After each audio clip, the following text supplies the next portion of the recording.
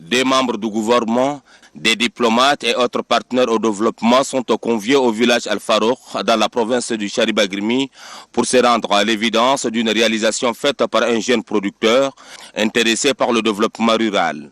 Il s'agit du complexe agropastoral et piscicole, une initiative de Hamid Djimino. Installé au cœur de la sous-préfecture de Lignan, ce complexe agricole vaste de 500 hectares a été créé en 2013 suite à l'appel du chef de l'État adressé à ses compatriotes prônant le retour à la terre nourricière pour booster l'économie nationale et vaincre l'insécurité alimentaire. Au cours de cette visite guidée sous la direction technique du Dr Amine, le ministre de la Communication et le secrétaire d'État à l'économie et à la planification du développement Hissène Tahir Sougoumi ont eu droit à toutes les explications relatives aux cultures à prédominance d'espèces fruitières qui poussent agréablement. Fini la visite du jardin, la délégation est ensuite conduite au cœur de l'action. Les 500 hectares aménagés sont dominés par la culture du sésame, du mil péninsulaire et autres variétés agricoles.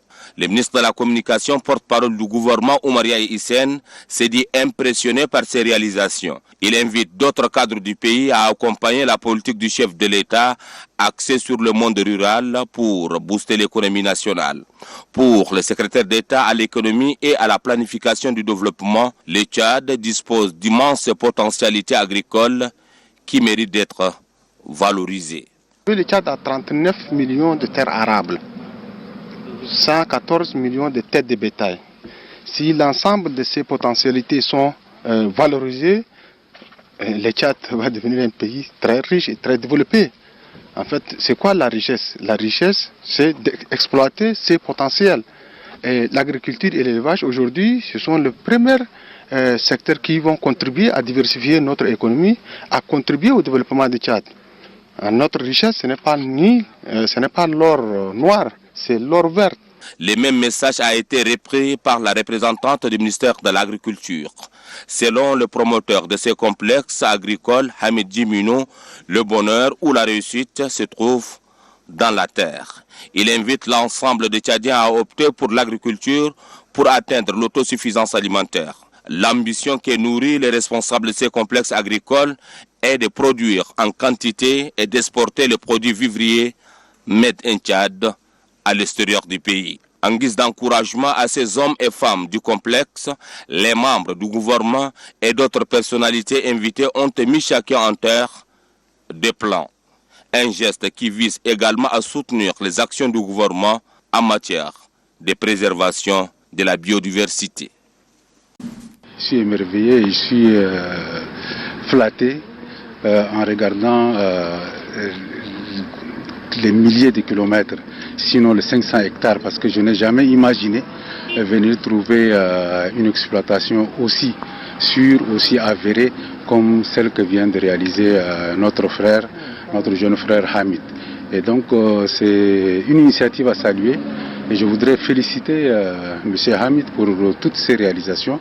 C'est vrai qu'il a répondu à l'appel du chef de l'État, mais il parle aussi aux cadres et aux jeunes Tchadiens pour que chacun retourne à la terre. Le président de la République l'a dit que pour développer le pays, il faut penser à la terre. Aucun pays au monde ne s'est développé sans l'agriculture.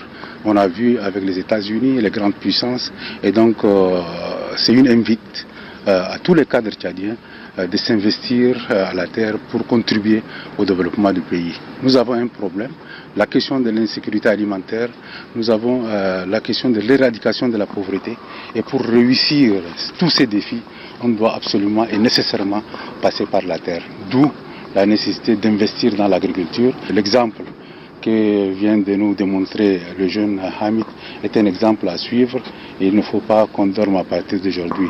J'ai essayé d'échanger avec un partenaire, il m'a dit que vous avez quand même un pays immense, un pays très riche qui regorge pas mal de ressources, pas mal de potentialités. C'est une convocation en fait qu'il a faite à nous. Et moi, en quittant N'Djamena, en parcourant les 65 km, je me suis dit que quelle merveille, et personne d'autre ne viendra développer le pays à notre place. Même mieux vaut tard que jamais, mais il faut commencer dès maintenant.